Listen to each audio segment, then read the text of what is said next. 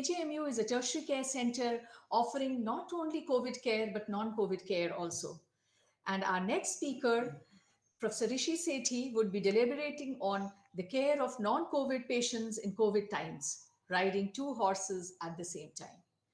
Dr. Sethi, as we all know him, is a professor of cardiology and Dean Innovation Intellectual Property at King George. Several coveted awards, including the Dr. Dhavendra Kumar Young Scientist Award. So over to you, Dr. Sethi.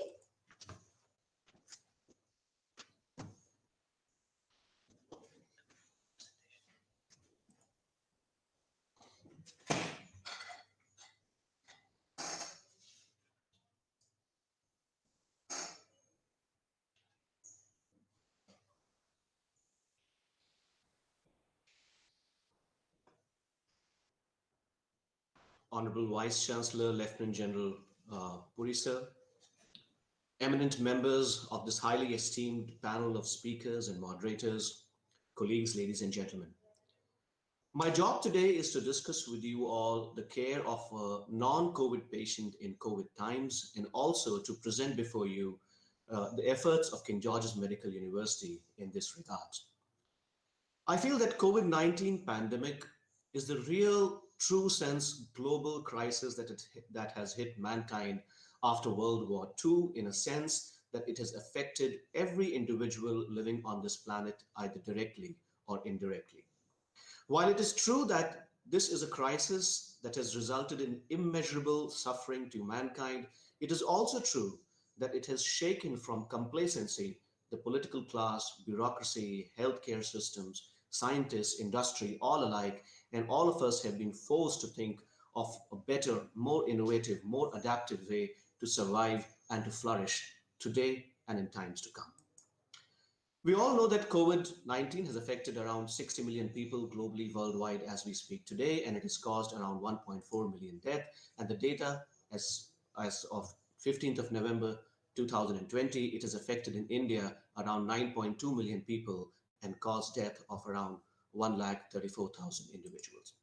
So there's no doubt that our house is on fire because of this novel coronavirus, and it is judicious and justified to use all our resources to contain this fire and to extinguish it if possible. But while our attention is focused on our house on fire, one must not lose a track or sight of the surroundings for the other dangers that may be lurking in the neighborhood for now, causing more destruction presently and in times to come. And in this scenario, if you take a look at the global mortality trends in pre-COVID times, we realize that around 80% of all global deaths was being caused by non-communicable diseases in pre-COVID times.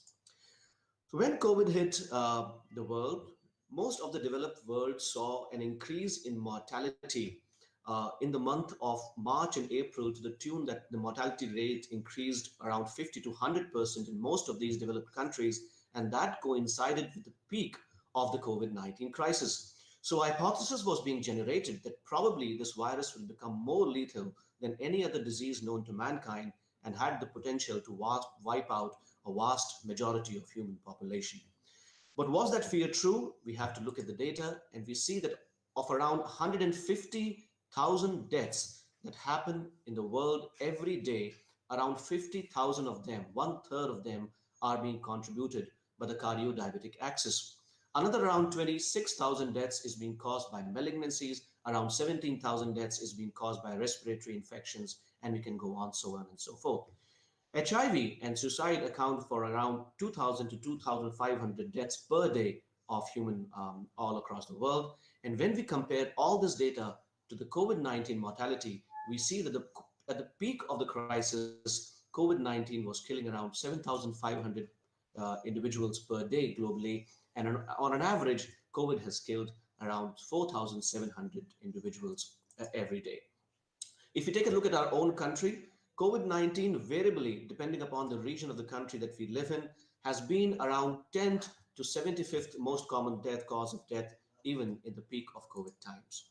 So the hard fact of COVID time is that though it cannot be the severity of the disease and this pandemic cannot be undermined, it is also true that the mortality of cardiovascular diseases, diabetes, malignancies, and other non-communicable diseases still remain very high. and we cannot lose the attention of these diseases as we deal with the COVID-19 disease. Coming to the King George's Medical University, this university not only drains a large city of Lucknow, but we also drain a huge part of the entire state of Uttar Pradesh. We also drain parts of neighboring states of Bihar, Madhya Pradesh, and Uttarakhand. And every patient who was reporting to the emergency of King George's Medical University was being held in either in the holding area or in the triage area, and microbiological testing was done in each of these individuals. And depending upon the COVID positivity or negativity, they were shifted to the COVID positive or the COVID negative departments, the infrastructure being developed under the same roof in King George's Medical University.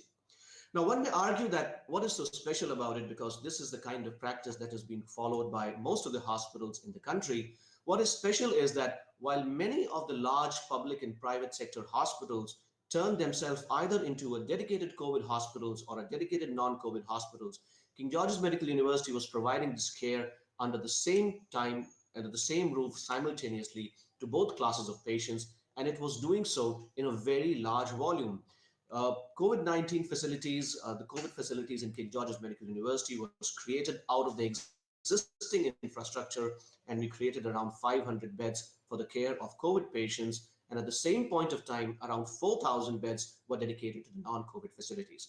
So given that King George's Medical University is one of the largest hospitals in the state, in the entire country, and also in the Asia region, this was the largest volume of COVID and non-COVID care being provided to the best of our knowledge. Coming to the individual department's experience, speak for themselves. If you take an example of the Department of Obstetrics and Gynecology, it was providing care to ladies all across the time of, even to the peak of COVID crisis. They have seen around 12,000 patients in their outpatients and emergencies, admitted around 4,300 patients from a duration of April to October of 2020, performed around 2,800 deliveries and around 1,700 major or minor gynecological procedures. Department of General Surgery was a little late to start because this was a department that is dependent, that is being really flooded by the referrals of head injuries, traumas, acute abdomens from all across the state of Uttar Pradesh. During peak of lockdown, where there was containment in the movement of people, the department was a little slow in terms of picking up the non-COVID care. But in the last 2 to 3 months, the Department of General 7,000 patients and performed around 700 minor procedure. Department of Transfusion Medicine reflects the balance between the different department, and its figures reflect the activity of the other surgical departments in the university also. We can see between April and October of 2020, a total of around 17,000 blood donations were done, and this department provided blood or blood components to around 40,000 people in the state, both in the hospital as well as the entire state of Uttar Pradesh. My data for cardiology is a little more extensive because it's my parent department, but I would like to use this data to highlight the fact that even in the peak of crisis between April and June of 2020, we were admitting anywhere between 200 to 300 patients per month and doing around 150 to 200 procedures per month. While as we speak, in the month of November, we would have admitted around 900 patients and performed around 600 procedures, which range from angioplasties to pacemaker implantation to structural heart disease, balloon mitral valvotomy, transcatheter aortic valve. So that roughly amounts to 30 admissions per day and around 20 procedures per day.